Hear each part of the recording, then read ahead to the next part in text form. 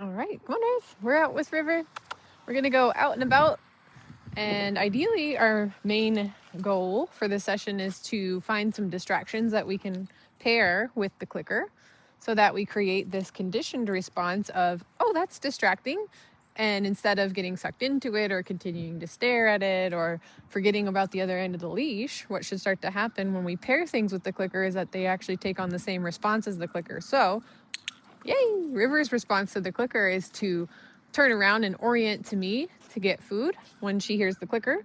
And so anything we pair with the clicker will start to have the same response. So when we see a distraction and we pair it with the clicker enough times, instead of going, oh, that's distracting, and getting sucked in, she's going to go, oh, that's distracting, and turn around and start to orient to me. So we're creating a conditioned response of noticing things in the environment and then looking back to us. So right now we're just going to be pairing that with lots of food, but eventually we're going to fade the food out of it a little bit and start variably. Good. So just like that, I'm going to use my clicker.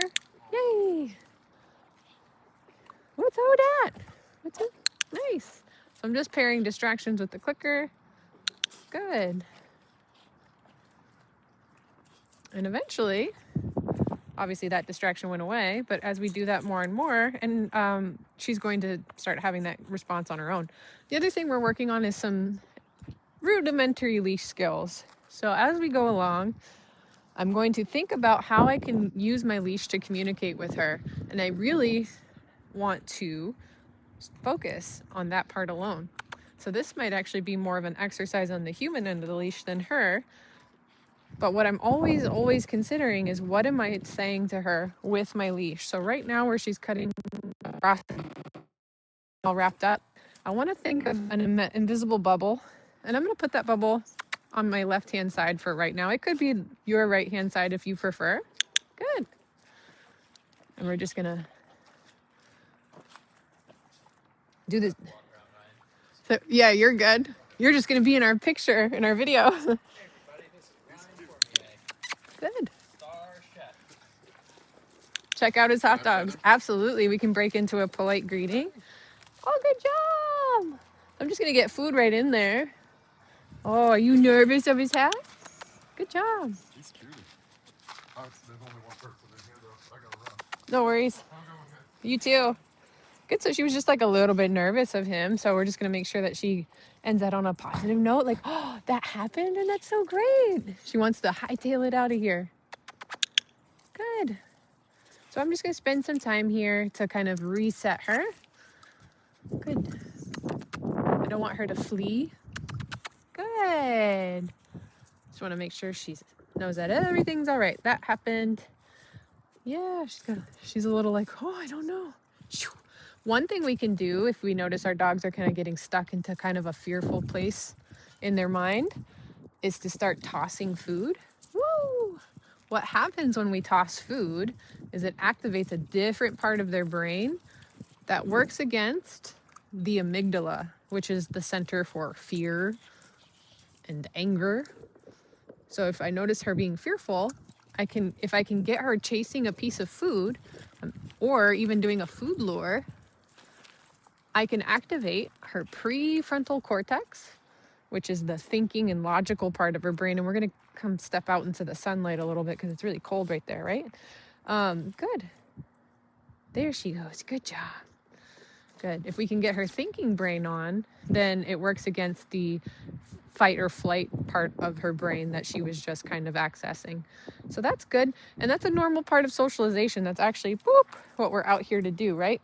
We want to expose her to all these things because right now is the critical period of time where we can have a major effect on the way that she feels about weird, strange things. Good.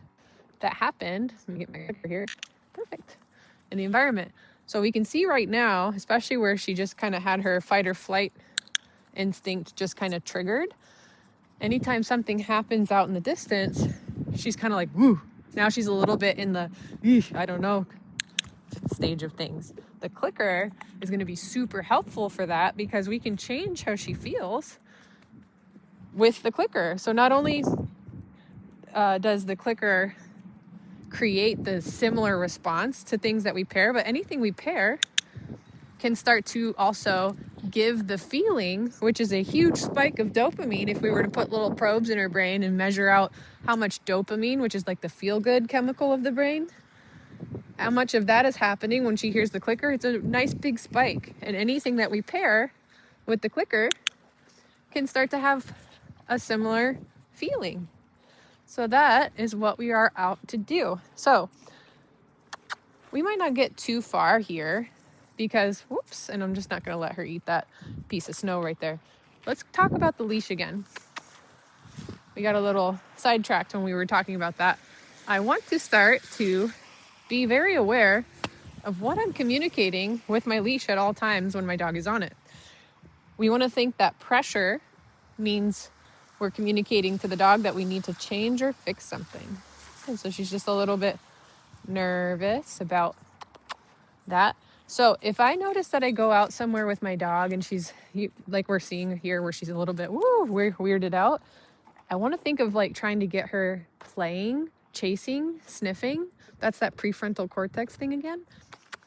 So if I can come up with like a little game like this that gets her moving, movement is key. If she's moving around and engaging with her environment or with me, then she's not worried, nervous, or scared. Good. Perfect. Perfect. Nice. She's looking at a distraction over there. Somebody walking their dog. Right there. I'm going to help her out if she misses that clicker. I'm going to walk her over here again. Wait for her to notice. She notices. Click. Good. I'm going to they're gone now, but I want to see. Nope, we're not going to eat that. Nope, we're not going to eat that. Good. We're doing 100 things at once, right? That's why we're not really actually moving too far from here, because we got out here and we found enough things to work on. So when she's correct, she has a nice loose leash. When she needs to change or fix something, she's feeling pressure on the leash. So I'm always aware of when she's feeling leash pressure, and I'm looking to turn that off as soon as possible. And I want her to start to learn, how can I turn that off as soon as possible? And so we'll talk about different ways we do that, but I'm imagining a little bubble on the left side of my body. And I'm going to use the leash and a little bit of backwards motion to guide her into that bubble. I'll use the leash if she jumps on me as well to indicate, I don't like that. Even if it catches her on her little foot right there, that's okay. No thanks. Good. I'm going to help you out by untangling your foot, and we're going to start moving. So right now she's in that bubble. She has a nice loose leash. She bumped into my leg a little bit.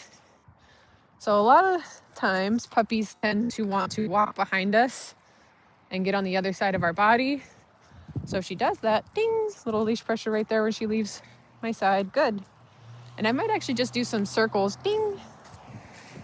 I don't know how far this way I want to go just yet, because I want to talk about the leash some more. So I'm just going to circle back here. Ding. So I want her over here. Good. Leash is loose as soon as she's in that bubble. Ding, pressure right here. Loose when she starts to move towards that bubble. Pressure here, loose. Good. Pressure here. When she goes all the way to the end of her leash and there's pressure on it, rather than pull her or reel her in like a fish, that pressure is going to go on, and I might just move my body. So right here, I'm moving my body this way, and then I'm giving her the leash as soon as she moves towards me. And if she walks into my legs, I'm just going to kind of, as gently as possible, kind of walk into her. Good. So hopefully you can kind of see how I'm using the leash. Ding, right there. We don't want her doing that. Good.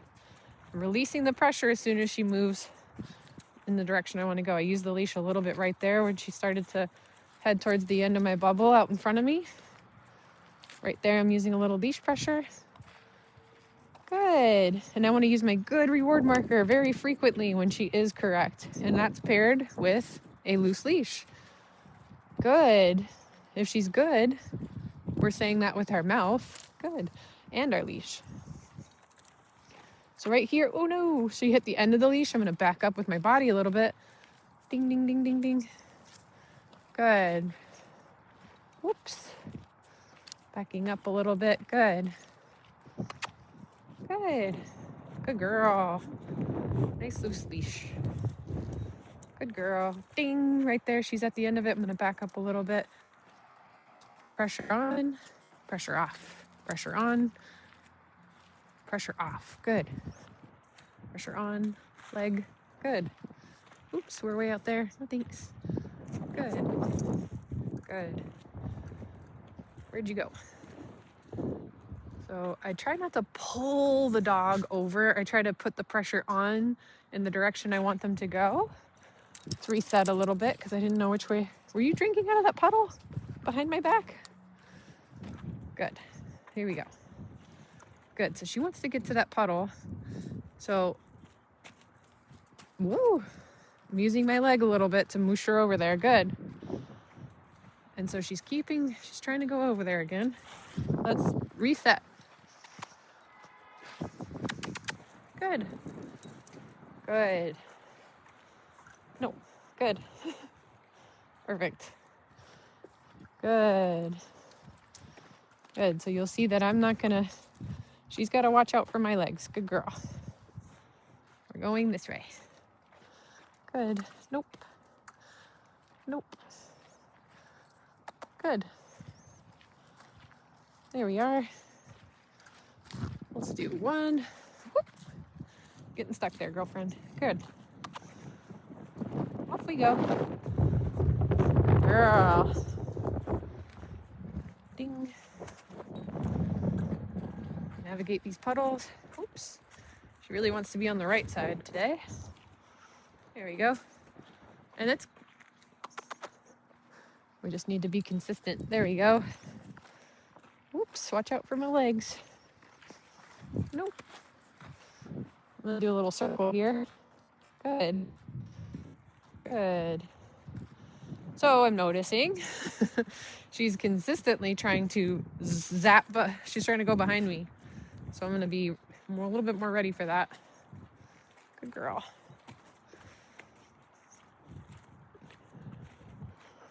Good, so she has a nice loose leash right now. Good girl. Good girl. Yay. Oops, little leash pressure right there. Good. Oops, little leash pressure right there. Good. Good girl. The wind is blowing. That can be a little bit scary sometimes. So right here. Good. Don't zip behind me. We don't want that. Oh, thank you. Good. Good job. Good girl. You'll notice I'm not really using food right now.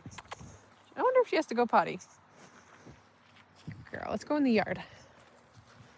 So that's something to keep in mind. This is probably a good time to stop this training exercise. Okay, that probably went longer than it needed to, but anytime my dog is consistently making lots of mistakes over and over again with a baby puppy, I'm like, do they need to go potty? That's the first thing.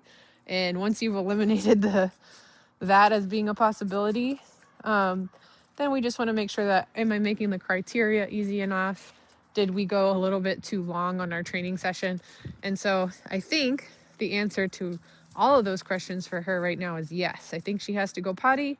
I think we did go a little bit too long, and I think we could have ended it on a really high note, and we might have made our criteria just a little bit too big with working on distractions and polite greetings and loose leash walking all at the same time. But I still think this was a really great session for her. Good job, Riv. Let's go potty.